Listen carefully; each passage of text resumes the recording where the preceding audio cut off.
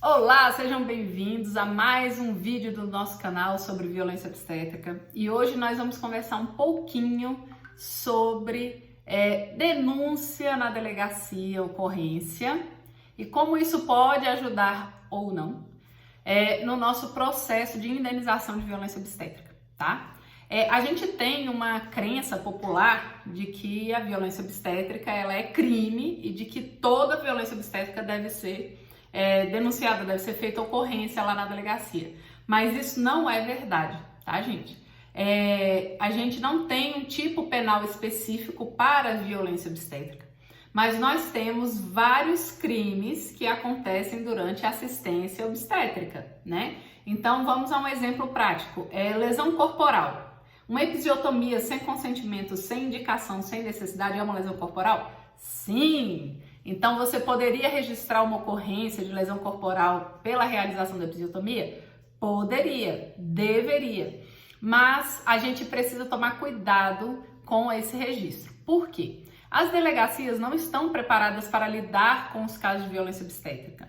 Os delegados, os agentes, eles são preparados para investigar crimes. E quando a gente entra na seara de assistência obstétrica com o médico, né, que é uma figura de autoridade, de conhecimento, a gente começa a ter um problema ali, porque o delegado vai dizer, poxa, mas ele não cometeu um crime, né? Aquela médica não quis fazer isso, precisa fazer, precisa cortar. Então a gente começa a entrar numa dificuldade de comprovar que este crime existiu, né? Porque nós temos vários elementos do tipo penal, né? O dolo, o ânimos, né? Que é a vontade da pessoa de cometer aquele crime, se foi consciente ou não, se foi intencional ou não, enfim, tem vários aspectos dentro do direito penal que devem ser levados em conta. Então, o que eu quero dizer para vocês? Quando a gente registra um crime de lesão corporal, por exemplo, normalmente vai se pedir um laudo do IML. E o que eu tenho me deparado? Laudos de IML que não conseguem identificar muitas vezes o nexo causal entre a conduta e o dano. E aqui eu tô falando de situações onde há um erro médico, onde a falta de assistência ali causou um dano para aquela mulher ou para aquele bebê. Eu tenho um caso onde a mulher estava com pré-eclâmpsia, foi identificada a pré-eclâmpsia, ela foi encaminhada para o hospital e no hospital eles deixaram de atendê-la de forma adequada. Essa mulher o bebê veio a óbito intraútero, ela precisou passar pelo processo de indução, que também foi muito violento, e a causa do óbito da bebê foi justamente isso, a falta de assistência. Ela não teve assistência adequada no momento em que precisava. Na delegacia, a gente fez a ocorrência, isso lá em 2019, a gente fez a ocorrência e o que aconteceu? A delegacia, no laudo lá do IML, constatou que não tinha nexo causal, que a bebê morreu de uma fatalidade.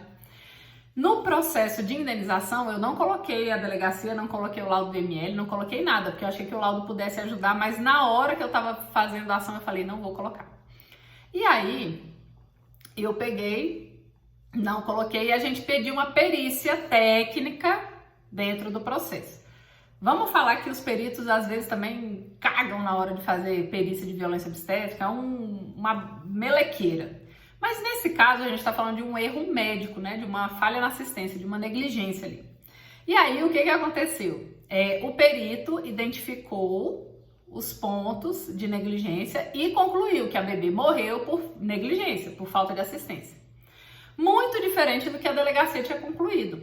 Então a gente percebe que são visões diferentes, né? A perícia no processo judicial, quem monta os quesitos, quem apresenta os quesitos, além do juiz, que pode apresentar os dele, as partes também apresentam. Então eu pude fazer os quesitos que eu entendia necessários para aquele caso.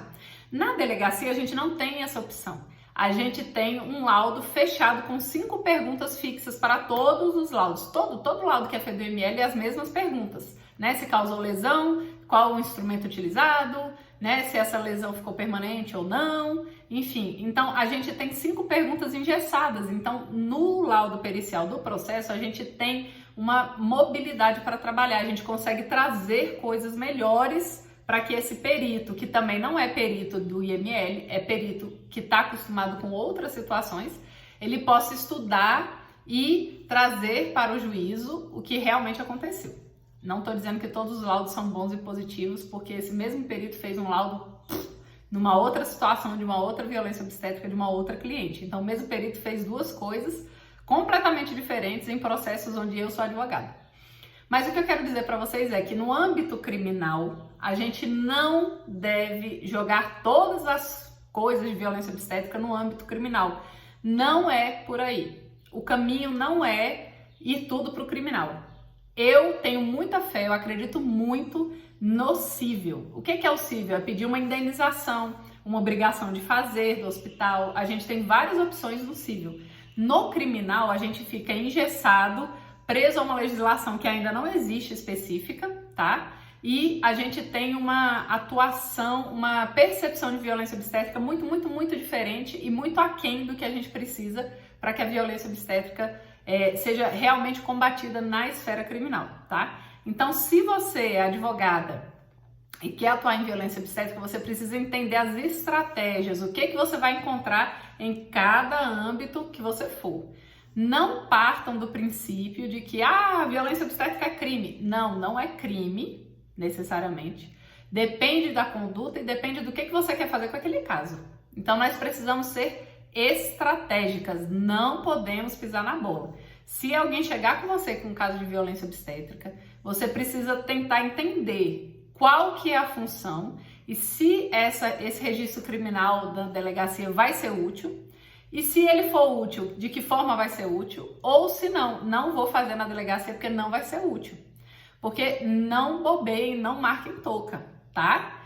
Se você faz um registro na delegacia ou uma denúncia no CRM antes de um processo civil, e esses processos, essas denúncias, esses procedimentos paralelos andam mais rápido do que o processo, não duvidem de que os médicos, de que os hospitais vão pegar a resposta daqueles processos administrativos, daqueles outros processos, e vão colocar no cível como defesa, tá? É extremamente importante que vocês entendam que violência obstétrica é diferente de erro médico e nós precisamos ter estratégia. Atuar sem estratégia nas áreas de violência obstétrica muitas vezes pode ser um tiro no pé. Então, se você quer entender como atuar de forma estratégica, estão abertas as inscrições para o workshop Estrategista em Violência Obstétrica, que eu vou dar no dia 12 de setembro, vai começar às 8h30 da manhã, 9 horas, vai ser uma manhã de imersão.